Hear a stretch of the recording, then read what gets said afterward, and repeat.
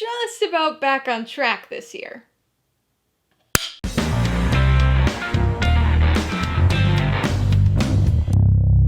Hey everybody, welcome to Mainly Movies. 2021 has come to a close, and now that I've had some time to finish catching up on most of the year's noteworthy releases, it's time to talk about my top 10 films of 2021. If you're new here, please consider subscribing for a variety of movie-related content like reviews, rank lists, and trailer reactions. Although movie releases weren't fully back to normal this year, we did see a significant improvement over 2020. There were still delays and postponements and more than a few straight-to-streaming releases, but we ended up getting the majority of movies actually scheduled for the year. In fact, thanks to all of the 2020 pushbacks, 2021 was pretty loaded when it came to big releases. Disney and Pixar, MCU, long-running franchises like James Bond and Fast and Furious, but we still managed to see some of the smaller independent films break through too. So it was actually a pretty good year for movies. Okay, so the usual disclaimers. I did not see every single movie that came out in 2021. I tried, but I've only seen about 130 2021 releases at the time of filming this video. So this list is obviously gonna exclude movies that I haven't had a chance to see yet. You guys also know that I'm a stickler when it comes to official release year. Sometimes movies come out in one year but don't get a wide release until the following year, which can confuse things a bit. So this list will only consist of movies with 2021 release dates. The other thing to keep in mind is that these are my personal top movies of the year. There are a lot of qualities that could make a movie the best, but the movies on this list are included and ranked according to how much I enjoyed them. Remember, these are just my top movies, not the top movies, so be sure to post your own personal top 10 movies of 2021 in the comments below. I've already reviewed many of these movies on this channel, so if you want to check those out for some more in-depth thoughts on each of them, I'll put links in the description below, and also link some of them up in the cards as we go along. Alright, let's get this top list started. As usual with my end-of-year list, I want to kick things off with 3 honorable mentions that didn't quite make the top 10. The first is I'm Your Man, or Ich bin dein Mensch. It's a German film that got a fairly limited theatrical release here in the US, but I was lucky enough to watch it while covering TIFF this past year, and it was actually one of my favorites of the festival. It's an intriguing and frequently funny sci-fi romance that focuses on a skeptical, career-driven archaeologist who reluctantly agrees to take part in an experimental trial for a robotics company, in which she has to live with a hyper-realistic AI robot who's been designed as her ideal partner. This movie doesn't reinvent the robot/AI romance subgenre, but it's charming enough to hold its own in the increasingly crowded field. Dan Stevens is the standout here as Tom the Robot, delivering an entertaining and lovable character in this unconventional romantic comedy about what it means to be human. The second honorable mention is Spider-Man No Way Home. I have a feeling that this is a movie that's going to be in most people's actual top 10, and while I really enjoyed it, it couldn't quite crack into my favorites for the year. After an MCU-free 2020, we saw the superhero super franchise return to theaters with not 1, but 4 movies in 2021. And this last film was my favorite of the bunch. It continues as the latest installment in the Tom Holland Spider-Man series, dealing with the aftermath of the revelations made at the end of its predecessor. The setup during the first act is a little illogical, and the sheer number of characters and story threads make it feel a bit overstuffed at times, but mostly, this is just a nostalgia-fueled treat for any fan of Spider-Man. It's one of the most nostalgia-based films in recent memory, and undeniably veers into pure fan service at times, but it was so satisfying and so much fun for someone who's been going to watch Spider-Man movies in the theater for the last 20 years. My third honorable mention, and the film that just missed the cut, is Luca. After treating us with 2 films in 2020, Luca was Pixar's only film of 2021. As with Soul, this one unfortunately never got a theatrical release, instead premiering as a Disney Plus film. But even without the big screen, Pixar worked their typical magic and created another wonderful and memorable film. This is actually the lightest and most simple Pixar movie we've gotten in quite a while. The plot is very linear and straightforward, delivering a charming and mellow story. This film is not nearly as heavy or thematically dense as some of the studio's other recent output, but that's okay. Not everything has to be overly existential. Sometimes a coming of age story about friendship and acceptance is just what you need. And as simple as the themes are here, I've found myself growing to like this movie even more with each rewatch. It's a breezy, summery vacation to coastal Italy with all the heart and humor you'd expect from Pixar. Coming in at number 10, Finch. So I have a feeling that this is going to be only one of a few surprising movies to make it into my top 10. I should clarify though, surprising for other people. I'm not surprised at all that I love this one. I've been looking forward to it for years, and it made my most anticipated list for both 2020 and 2021, back when it was called BIOS. The release delays and subsequent sale to Apple resulted in the name change as well as a straight-to-streaming release, but this was still exactly the movie I had hoped it would be. It's a post-apocalyptic survival film starring Tom Hanks as one of the last people on Earth. He lives alone with only his beloved dog. However, he's sick and he knows he's gonna die. So he designs an AI-driven robot to take care of his dog after he's gone. It certainly sounds like a bleak movie, however, it's really anything but. In spite of its sci-fi elements, it's a very emotionally grounded and affecting movie that dog lovers and others will surely appreciate. Coming in at number 9, Cruella. So, certainly another surprising inclusion that I doubt will make many other top 10 lists this year. But unlike with the number 10 movie, this one was also a bit of a surprise for me too. Disney's recent string of live-action remakes, sequels, and reboots has been a bit hit or miss for me. For the most part, I've thought they were okay, but obviously never really comparing with their animated counterparts. So the prospect of a live-action 101 Dalmatians prequel was less than exciting for me, until that first teaser trailer actually piqued my interest. And I gotta say, this movie was far, far more enjoyable than I ever expected. It's an extremely stylish film and tells an interesting story that I never realized I actually wanted to see. Emma Stone is excellent as a young Cruella, and really approaches the character in a few interesting ways. And on top of that, this movie's got a killer soundtrack, loaded with 60s and 70s classics. Hits and deep cuts alike. The Zombies, The Clash, Blondie, Suzi Quatro, and so many others help to sonically represent the stages of this iconic character's transformation over the course of the film. Coming in at number 8, Coda. Not the only Oscar nominee to make my list this year, but it is the only Best Picture nominee to crack my top 10, or top 30 for that matter. I was actually pretty late to this movie. A lot of my friends who saw it during Sundance last year were raving about it, but I didn't have a chance to get around to it until this January. And honestly, it wasn't at all what I expected. I knew it was about a Coda, child of deaf adults, and I guess I was expecting something very dramatic and heavy. And it does have plenty of emotional, dramatic moments, but it's also extremely funny. I was not expecting that humor at all, and it was just so refreshing to get that throughout the story. The premise and specific characters and situations here are certainly something I've never seen in film, but the basic story is very typical coming-of-age fare.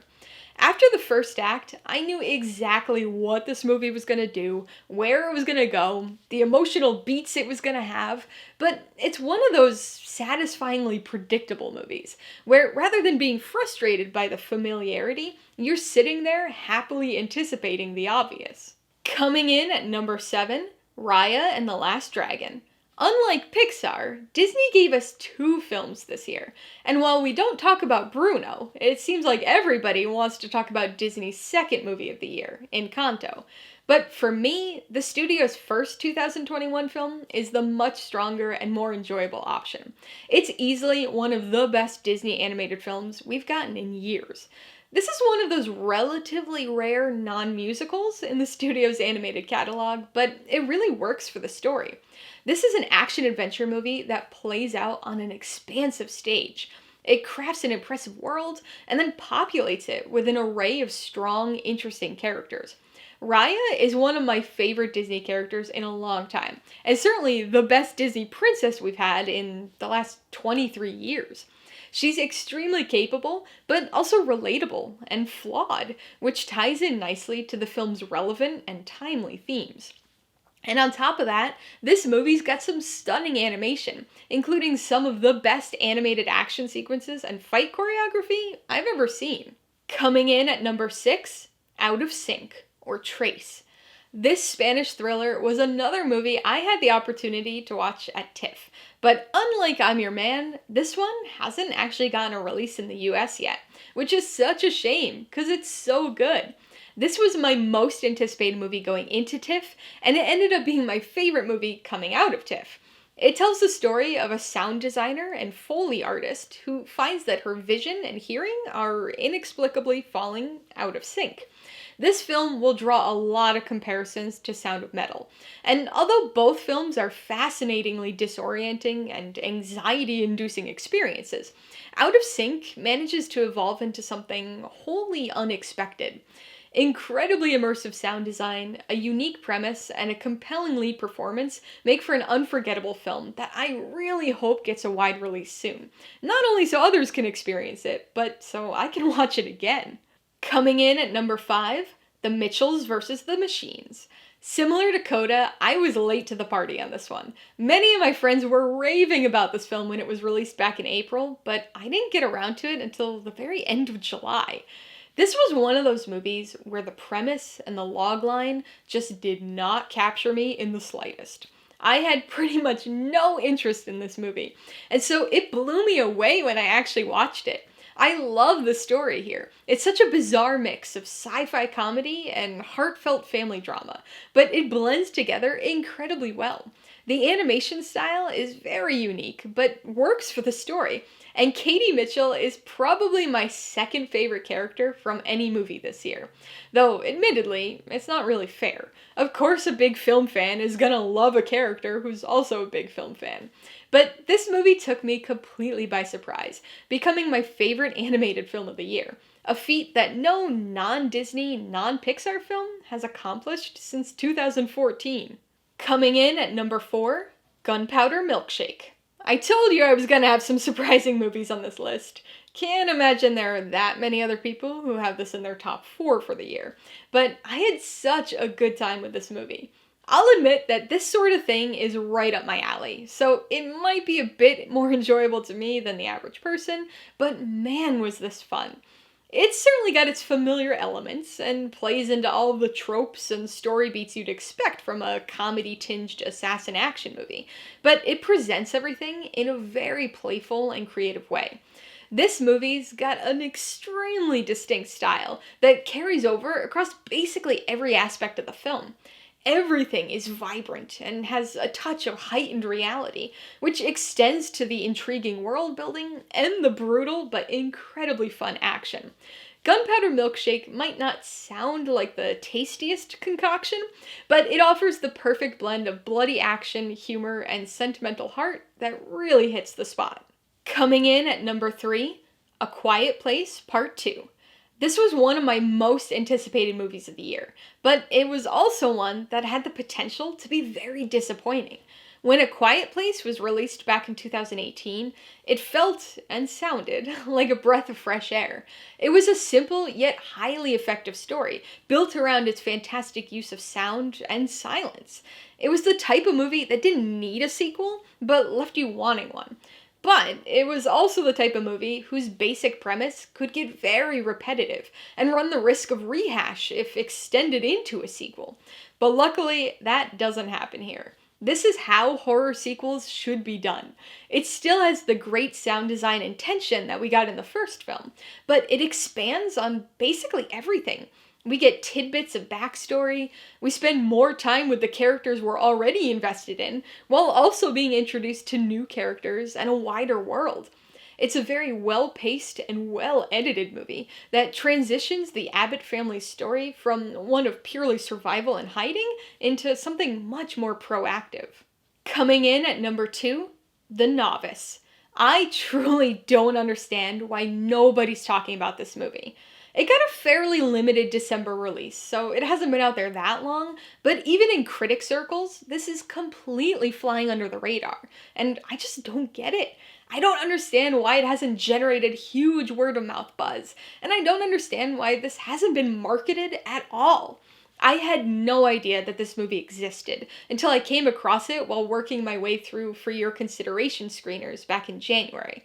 This was buried in IFC's digital screener pack. It was incorrectly titled as just Novice, and was the only screener that didn't have a thumbnail associated with it.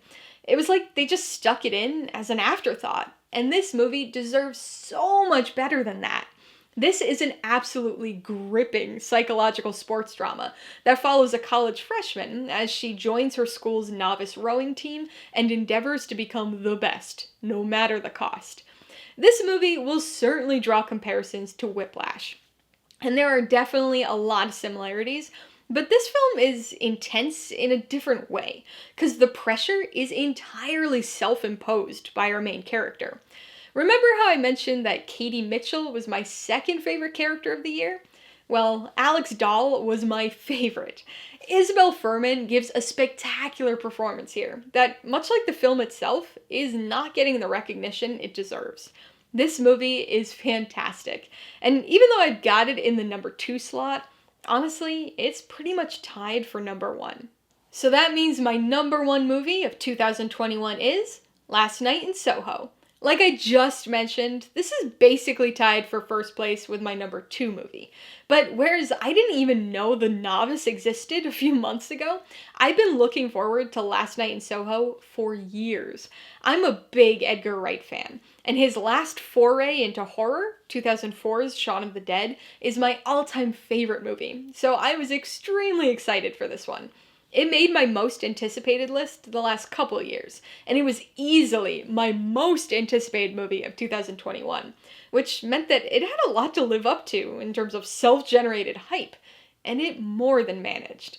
This is a fascinating time and genre-bending film. Even though it's marketed as a horror, this is definitely more of a psychological thriller, and I can almost guarantee it's not going to be the movie you expect.